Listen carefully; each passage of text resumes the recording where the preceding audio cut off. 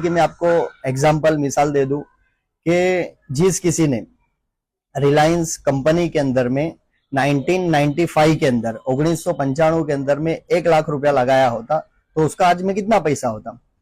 जिसने 1995 में रिलायंस इंडस्ट्रीज के अंदर में 1 लाख रुपया लगाया होता तो आज 2025 के अंदर में उसका जो है 22 करोड़ रुपया हो गया होता। ये तो हुआ शेयर का रेट। और जो कंपनी ने डिविडेंड दिया कि जिसने 1 लाख रुपया 1995 में लगाया होता उसका 22 करोड़ रुपया आज हो गया होता और कंपनी ने अब तक 9.5 करोड़ रुपए का जो है डिविडेंड दिया है। तो इसलिए जो है शेयर मार्केट के अंदर आओ, शेयर मार्केट को सीखो, इसके अंदर में पैसा लगाओ। बहुत सारे लोग कमा रहे हैं, हम भी क्यों नहीं कमा सकते। और जो है इसको सीखो। बहुत सारे लोग, मैं जो इससे पहले वीडियो बनाया तो कहने लगे भाई आपने जो ये वीडियो बनाया शेयर मार्केट जायज नहीं है और ये इंट्राडे। तो इंशाल्लाह इसके सारे जो है हम वीडियो हमारे चैनल के ऊपर में अपलोड करेंगे, डिटेल के साथ में इसका पूरा वीडियो आएगा।